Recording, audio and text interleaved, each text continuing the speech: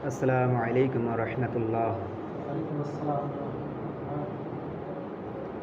ইন্নাল হামদালিল্লাহ নাহমাদুহু ওয়া নাস্তাঈনুহু ওয়া নাস্তাগফিরুহু ওয়া নু'মিনু বিহি ওয়া নাতাওয়াক্কালু আলাইহি ওয়া না'উযু বিল্লাহি মিন শুরুরি আনফুসিনা ওয়া মিন সাইয়্যাতি আ'মালিনা। من يهد الله فلا مضل له ومن يضلل فلا هادي له وأشهد أن لا إله إلا الله وحده لا شريك له وأن محمدا عبده ورسوله الذي أرسله بالحق بشيرا ونذيرا وداعيا إلى الله بإذنه وسراجا منيرا.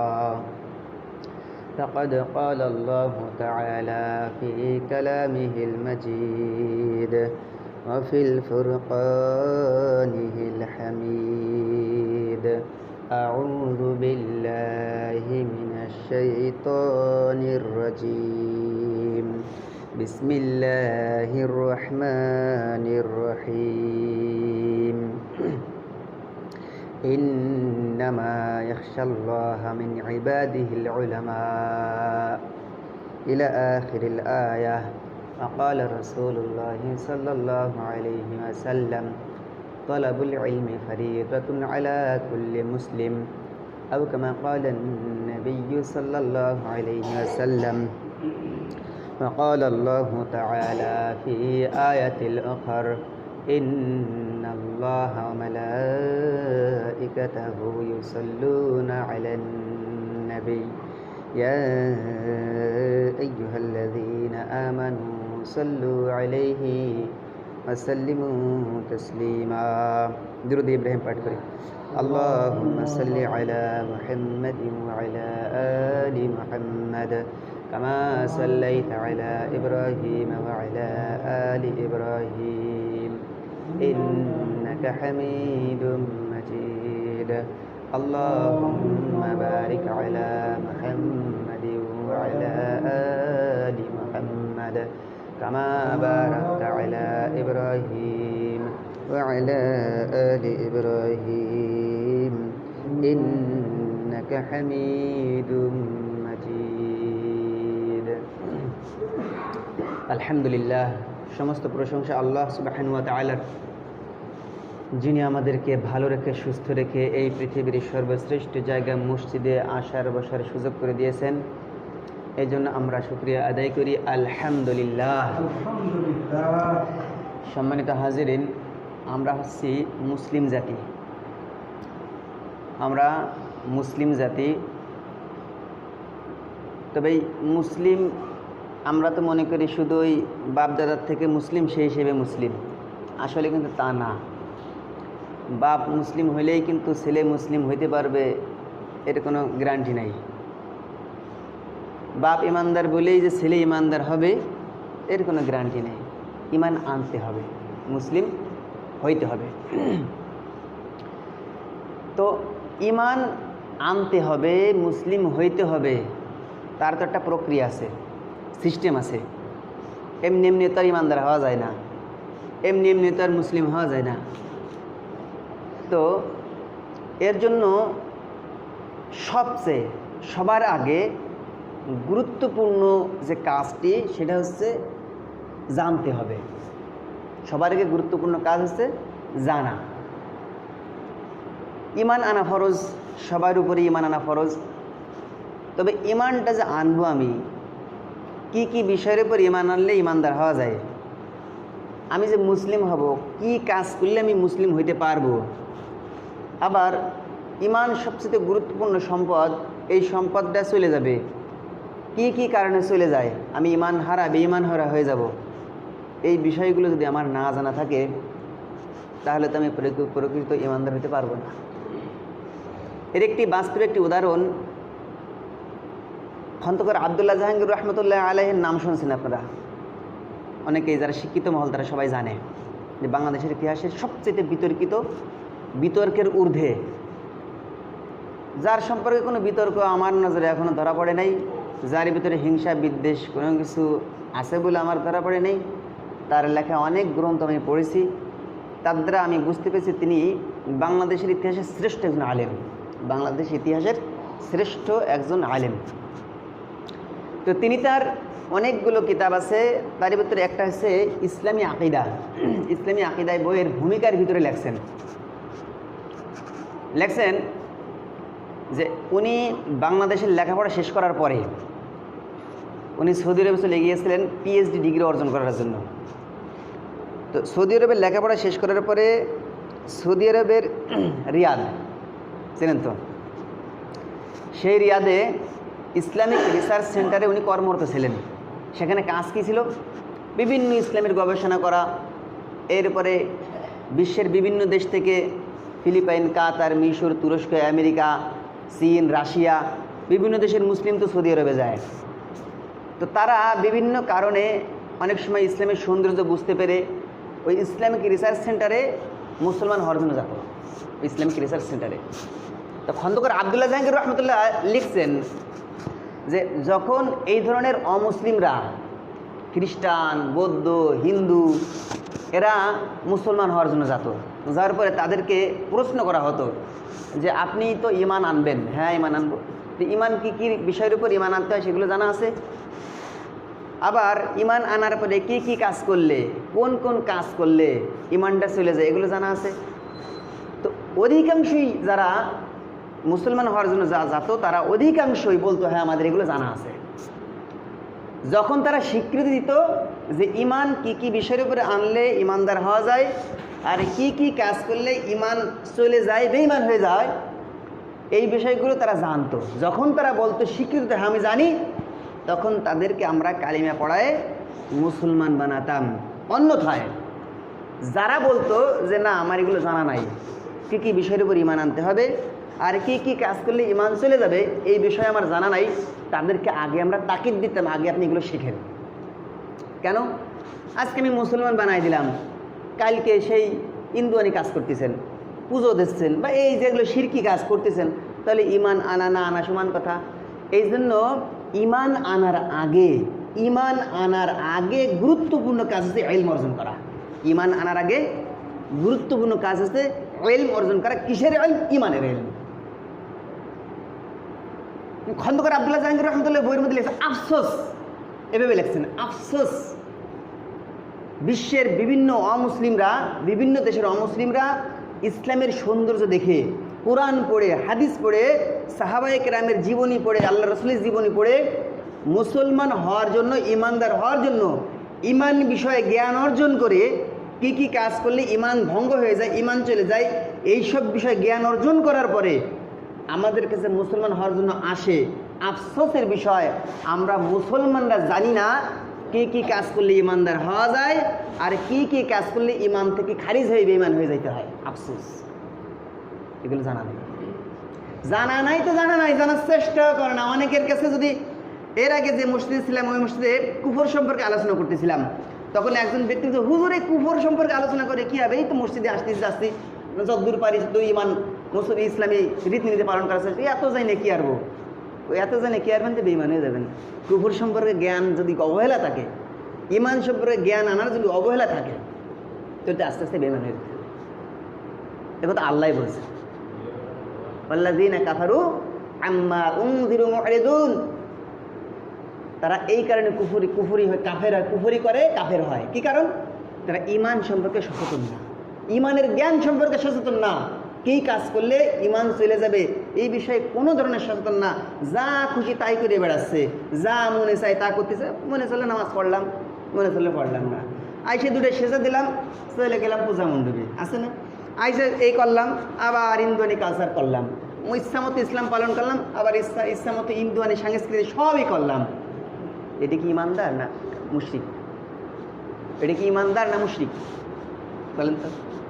আমি মসজিদের ভিতরে বসে আছি, যদি আমার হিন্দুরা পুজো করে না, আমি তো পুজো করতেছি না, আমি মসজিদের মধ্যে বসে আছি, হিন্দুরা পুজো করতেছে, ওই পুজো আমি খুশি, ওই পুজোয় আমি খুশি, এবং আমি একজন সমাজপতি, শিল্পপতি, আমি একজন রাজনীতিবিদ।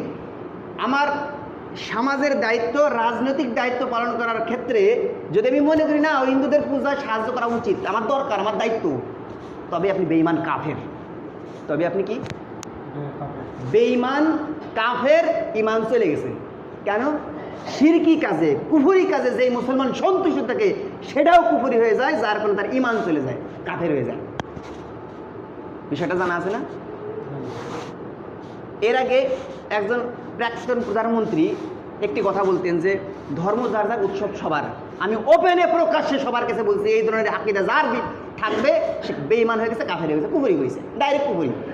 ধর্ম যার যার, উৎসব সবার, এ কোনো দিনও কোনো মুসলমানের সংস্কৃতি, আকীদা, কালচার হইতে পারে না। যদি কারো হয় এটা স্পষ্টত কুফরি আকবার। এই কুফরি আকবারের কারণে মানুষ কাফের হয়ে গেল। ধর্ম যার যার, উৎসব সবার। উৎসব যদি আমি পালন করি, ইন্দুর উৎসব যদি আমি পালন করি, তো ইন্দুর পুজোয় আমি সন্তুষ্ট। আর যখন আমি কুফরি কাজে সন্তুষ্ট, তখন আমার ইমান শেষ।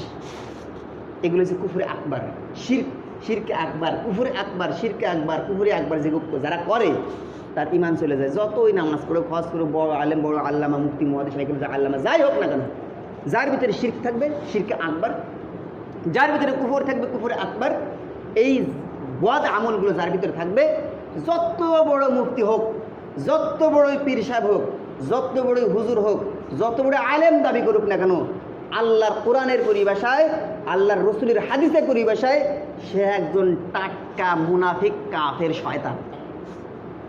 তাহলে এই ধরনের বদ গুণ কিন্তু আলেমের ভিতরেও আছে, আছে না?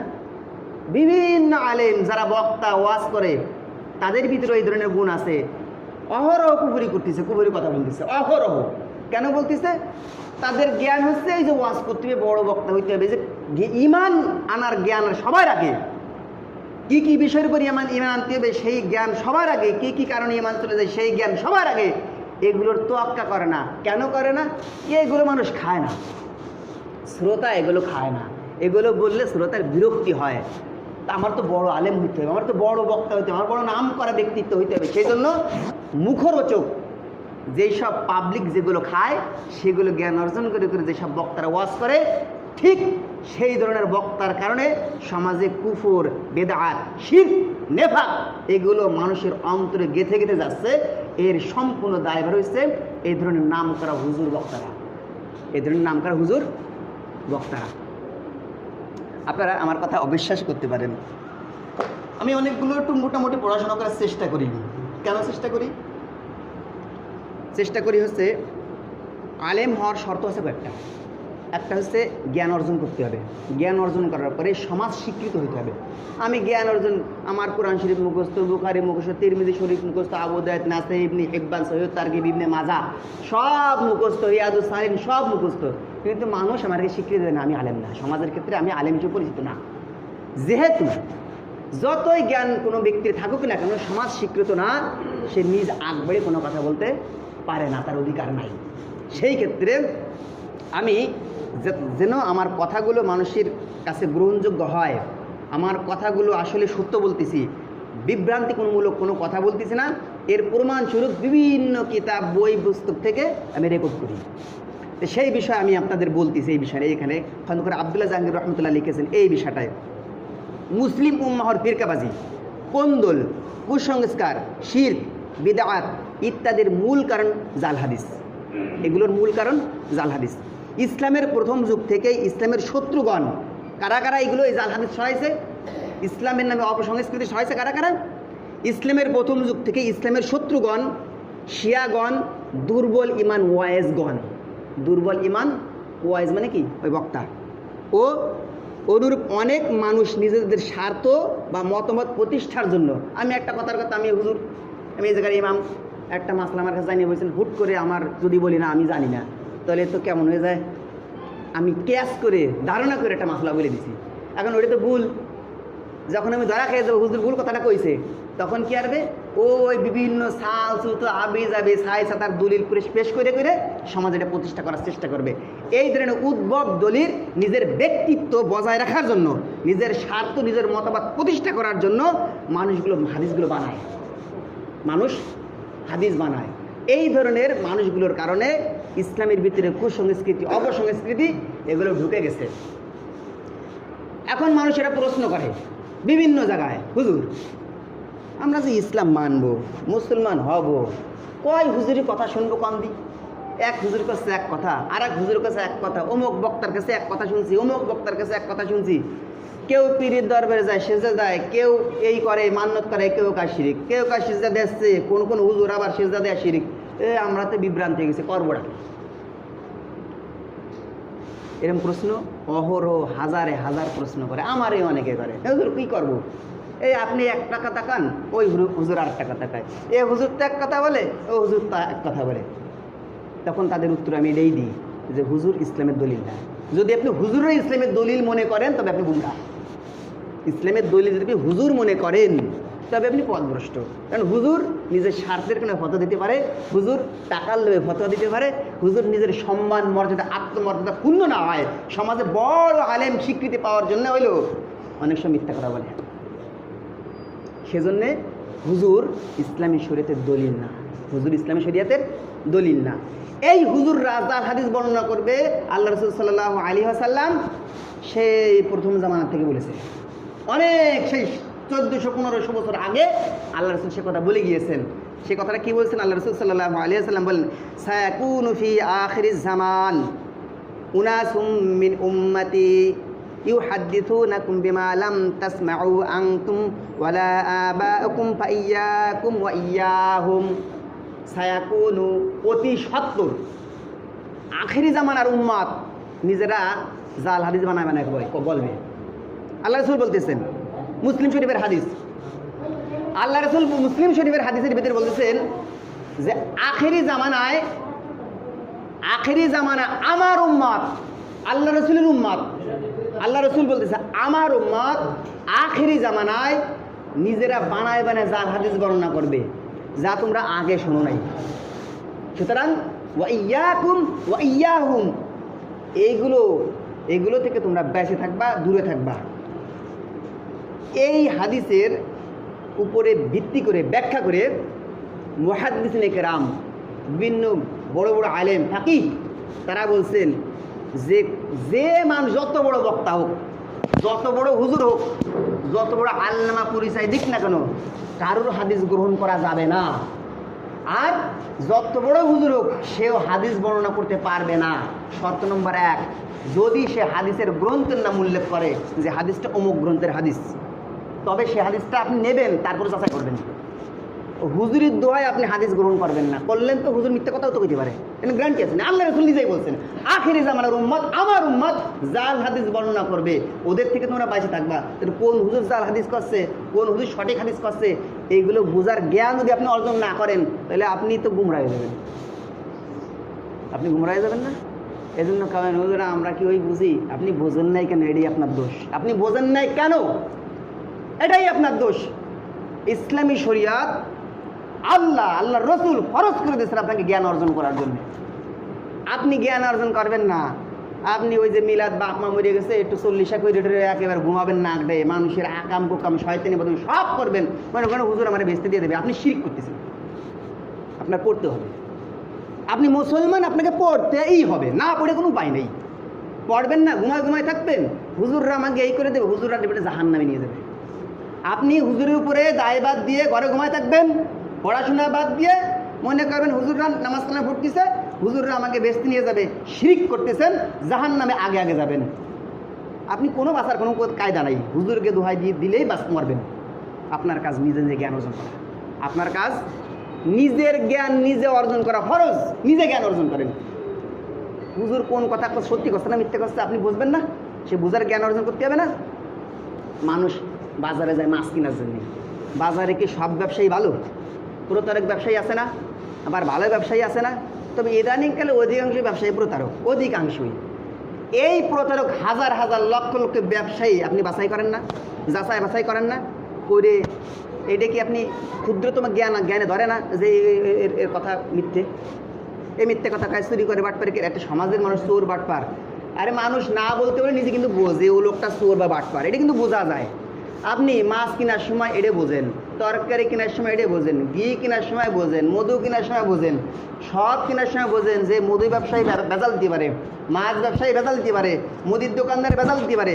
আমি একটু বাছাই করে নেবো, বাছাই করে নেবো, এতটুকু জ্ঞান আপনি অর্জন করেন, খুব গুরুত্ব। কিন্তু হাদিস, ইসলামিক জ্ঞান, ইসলামী মাসআলা যাচাই বাছাই করার জ্ঞান আপনার অর্জন করার মতো কোনো গুরুত্ব আপনার হয় নাই। কিসের মুসলমান? আপনি মুসলমান হিসেবে দাবি করেন ঠিক আছে, আপনার মুসলমান হিসেবে দাবি করার কোনো অধিকার নাই। এতটুকু জ্ঞান আপনি অর্জন করেন নাই। আপনার সত্য মিথ্যা এটা যাচাই করার জ্ঞান অর্জন করা আপনার জন্য ফরজ। কেন ফরজ? ওই যে আল্লাহ রাসূল কইছে, আখিরি জামানায় এই হুজুররা মিথ্যা কথা বলবে, আমার নামে মিথ্যা কথা বলবে, আমার নামে হাদিস বানাবে, আমার নামে এই করবে। ওদের থেকে দূরে থাকবা। ওরা কিটা সঠিক কথা করছে আর কিটা ভুল কথা করছে, এখনকার হুজুর এক হুজুরকে এক কথা রাখবে, আমি মানবো কোন কথা? আপনি মানবো কোরআন হাদিস পড়েন, আপনার নিজে পড়তে হবে। আপনি হুজুরের উপর দায় দিয়ে চলে গেলেন, হবে না, এই দায়ভার এড়াতে পারবেন না। যদি আপনি হুজুরের উপর দায়ভার দিয়ে এড়াতে চান, যদি মনে করেন হুজুর আমাকে একেবারে মুনাজাত ধরে আমরা জান্নাতে নিয়ে যাবে, তবে আপনি মুশরিক। আরবের মুশরিকরা আল্লাহকে ইলাহ মানে এক ইলাহ, এক রব, আল্লাহ যে এক। আরবের মুশরিকরা আগে আবু জাহেল আকীদা পোষণ আল্লাহ এক, আবুল আহাব, উতবা, সাইবা, মুগিরা সবাই মানত আল্লাহ এক, রুবুবিয়াতে আল্লাহ এক, কিন্তু ইলাহিয়াতে সেটা তারা শিরিক করত। কি শিরিক করত? আমরা পূজা করতেছি কি কারণে? ওদের একটু সন্তুষ্টি করে ওলা আল্লাহর কাছে আমাকে একটু সুপারিশ করে দেবে। আমরা তো আল্লাহর কাছে আমাকে দোয়া কবুল নাও করতে পারে, আমরা গুনাহগার, আমরা অতটা পর্যায়ে পৌঁছই নেই। এই জন্যই আমরা কোরআনে বিস্তারিত হাজার হাজার আয়াত আছে কোরআনে এই বিষয়ে, যে তারা শিরিক করে। এই যুক্তিতে তারা মূর্তি পূজা করে, যে ওরা মূর্তি পূজা ওদের একটু পূজা করলে, ওরা খুশি করলে ওরা আল্লাহর কাছে সুপারিশ করবে, এই সুপারিশে আমরা জান্নাত। বর্তমান জামানার মুসলমানরা বিভিন্ন কারণে হুজুরদের একটু খেদমত করে, কোন নিয়তে? হুজুর আমার একটু আল্লাহর কাছে সুপারিশ করে জান্নাত দেবে। শিরক, একদম মুশরিক হয়ে গেছেন আপনি। ওই যেরকম কাফের আরবের মুশরিকরা যেই নিয়তে পূজা করত, ঠিক একই নিয়তে আপনি হুজুরের খেদমত করেন। হুজুরের খেদমত করা অনেক সওয়াবের কাজ। নিয়ত যদি এরকম হয়, হুজুর আমার বেশি নিয়ে যাবে, তাহলে আপনি মুশরিক। হুজুর বেশি নেওয়ার ক্ষমতা আপনার নাই। হুজুর আপনি বেশি নিতে পারবে? হুজুর আকাম কুকাম করে ভরে রয়েছে, নিজের চিন্তায় নিজে পারে না, নিজের অবস্থা কি হবে হুজুর নিজে জানে না। আপনারা কীভাবে বাঁচাবে? হুজুর কিছুই করে দিতে পারবেন, আপনাকে কিছুই করে দিতে পারবে না। যদি আপনি মনে করেন হুজুর আমার কিছু করে দেবে, তবে আপনি মুশরিক হয়ে যাবেন, আপনি বেঈমান হয়ে যাবেন, বিনা হিসেবে জাহান্নামে যাবেন। হুজুরের 14 গোষ্ঠী আইসো আপনাকে বাঁচাইতে পারবে না, পারবে না। আল্লাহ রাসূল সাল্লাল্লাহু আলাইহি ওয়াসাল্লাম মুহাম্মদুর রাসূলুল্লাহর উপরে কোনো শ্রেষ্ঠ কোনো মানুষ আসেনি? তার দোয়া কি আল্লাহ সব শব্দ কবুল করেছে? তার শব্দ কি আল্লাহ কবুল করেছে? করছে? বলেন তো করছে? হ্যাঁ, আবু জাহেলের জন্য দোয়া করেছে না? কবুল হয়েছে? আবু জাহেলকে জান্নাতে গেছে? আবুল আহাব দোয়া করেছেন আল্লাহ রাসূল, জান্নাতে গেছে? উতবা, সাইবা, মুগিরা, এমনকি তার চাচা আবু তালেবের ইতিহাস পড়লে ধৈর্য ধারণ করা যায় না।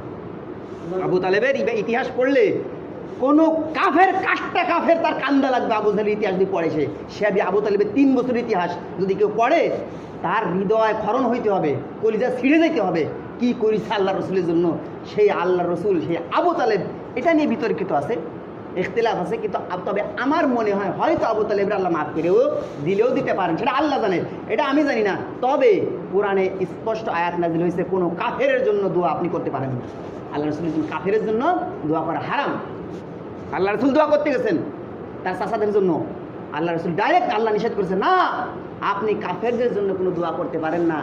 আপনি মুশরিক হয়ে মুসলিম মরে যাচ্ছেন, হুজুর আপনার দোয়া করে জান্নাতে নিয়ে যাবে, এই নিয়ত যদি এরকম থাকে, হুজুর আমার দোয়া করে জান্নাতে নিয়ে, তাহলে হুজুরের সাথে আল্লাহ সেই মূর্তি পূজারে যা মনে করতে আপনি হুজুরে তাই মনে করতেছেন, যার কারণে আপনি মুশরিক কাফের হয়ে গেছেন। ও হুজুর 14 গোষ্ঠী আল্লাহ রসুল দোয়া করলে আপনি জান্নাতে যাবেন না।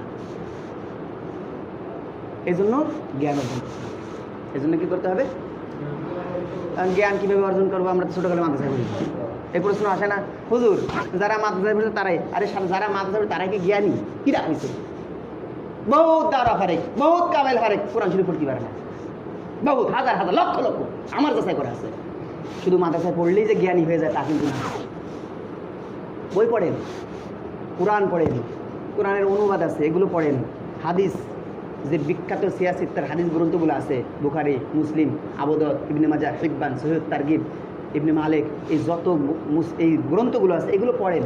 না পারে বাংলা অনুবাদ পড়েন, তাও যদি না পারেন, খন্দকার আব্দুল্লাহ জাহাঙ্গীর রহমতুল্লাহ এই বইয়ের মধ্যে বলছেন রিয়াদুস সালিহিন, এটা একটু পড়েন। কোরআনের অনুবাদ পড়েন, কোরআন পড়ার চেষ্টা করেন, রিয়াদুস সালিহিন এগুলো পড়েন। আর কি করেন, শিক্ষিত যারা আলেম, যারা জাল হাদিস বর্ণনা করেন, শিক্ষিত কোরআন হাদিস দিয়ে ওয়াজ করে, একেবারে কোনো ভেজাল নাই, কোরআন সহিহ হাদিস এগুলো দিয়ে ওয়াজ করে, তাদের ওয়াজ শোনেন। মসজিদে আসেন আগে আগে, এসে এসে কোরআন পড়েন একটু, কোরআন থাকে বলে কেউ পড়ে না।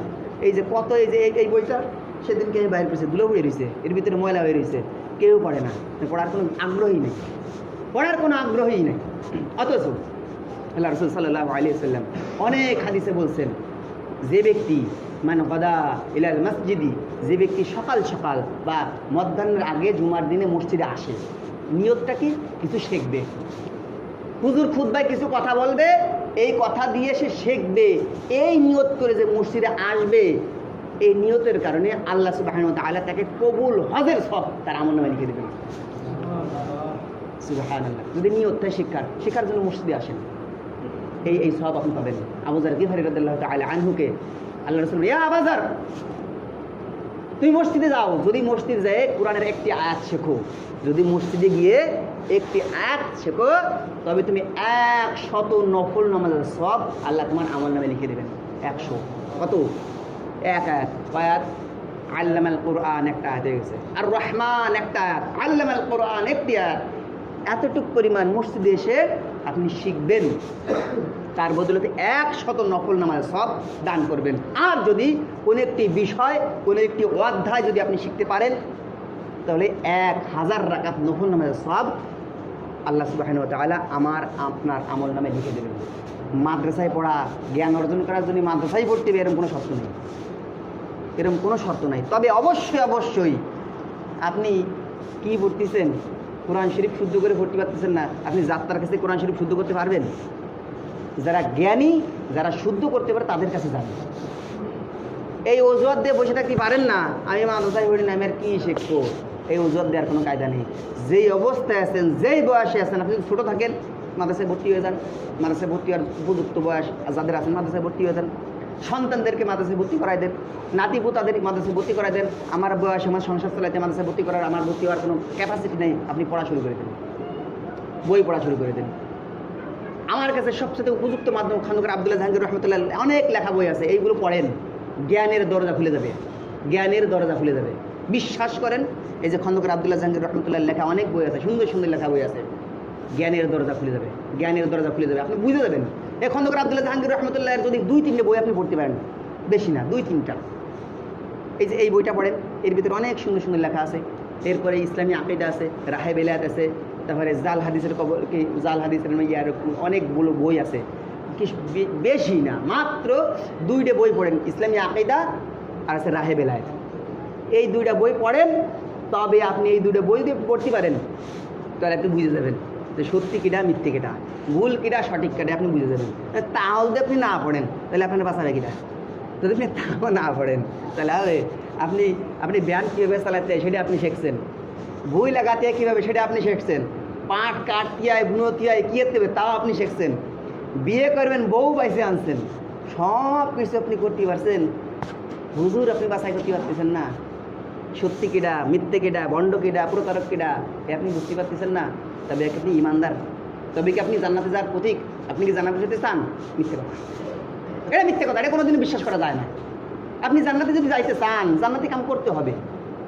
আল্লাহ রাসূল সাল্লাল্লাহু আলাইহি ওয়াসাল্লাম বলেছেন, আলাইকুম বিসুন্নতি ওয়া সুন্নাতুল খুলাফায়ে আর-রাশিদিন আল-মাহদিয়্যিন তামাসসাকু বিহা ওয়া আদ্দু আলাইহা বিন-নওয়াজিজ ওয়া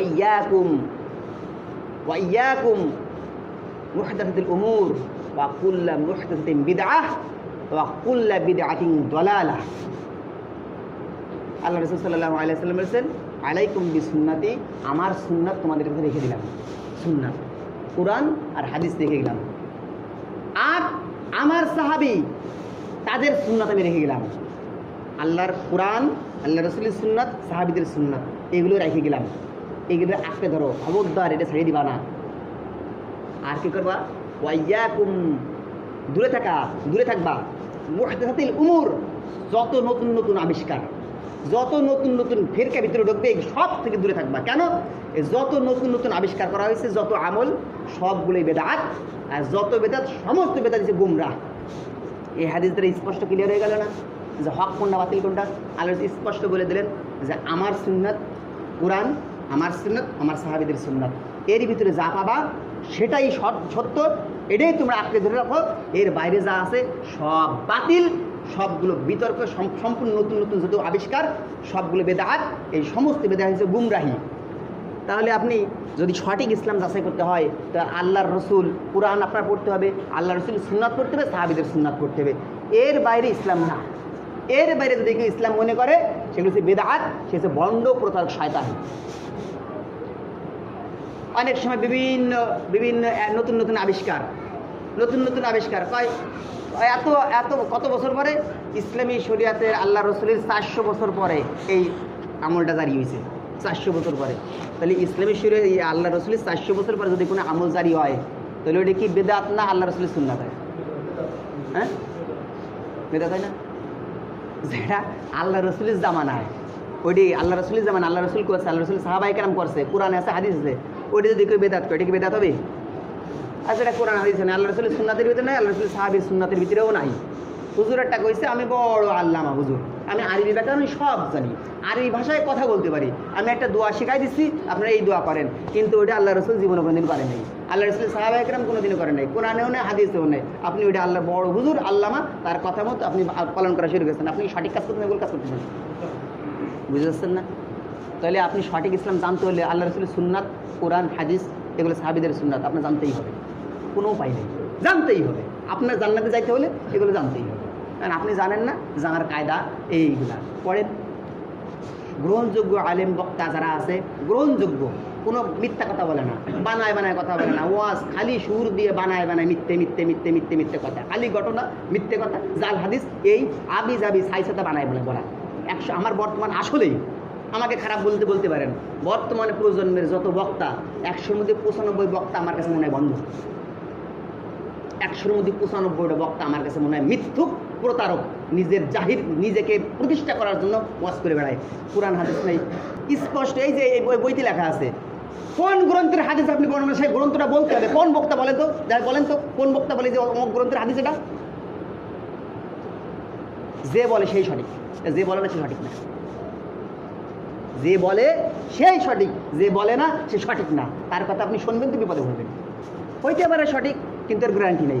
যখন আপনি কিতাবের নাম বলবো, অমুক কিতাবের হাদিস এটা, আপনি সহজে যাচাই করতে পারতেন, সার দিচ্ছেন চলে আসতেছে, তাহলে এটা সত্য। কিন্তু কোন গুজামিলি কষ্টে কোন কথা আমি যাচাই করার কোনো সুযোগই নেই। এমনভাবে গুজামিলি বলতেছে এই সত্যি কি মিথ্যা যাচাই করার কোনো, এমন দামাচাপা দিয়ে চলে আসছে। ওই কথা শুনে আপনি খালি একদম খালি গুমরার রাস্তা। হুজুর বাদ দেন, আজকে থেকে হুজুর বাদ, বক্তা বাদ, নিজে নিজে পড়ার চেষ্টা করেন। না পারেন হুজুরের কাছে দেখবেন, যারা আলেম আছে তাদের কাছে শুনবেন। একটা কোরআনের একটা আয়াত পড়তেছেন, বোঝেন নাই, হতে পারে না, যারা বোঝে তাদের কাছে বুঝে নেন। হাদিস পড়তেছেন, বোঝেন নাই, বুঝে নেন। কিন্তু ওই গতানুগতিক হুজুর দিয়ে যদি আপনি ইসলাম যাচাই করতে চান, তাহলে কেন হুজুর এক হুজুরকে এক কথা, অমুক হুজুরকে এক কথা, যাবো কানে পড়লামই না, যাক ওই করে জান্নাত যেতে পারবেন না, জাহান্নামে যাওয়া। এই জন্য জ্ঞান অর্জন করতে হবে। আল্লাহ সকলকে জ্ঞান অর্জন করার তৌফিক দান করেন। সুন্নাত পড়েন নাই, সেটা কবলে জমা রেখে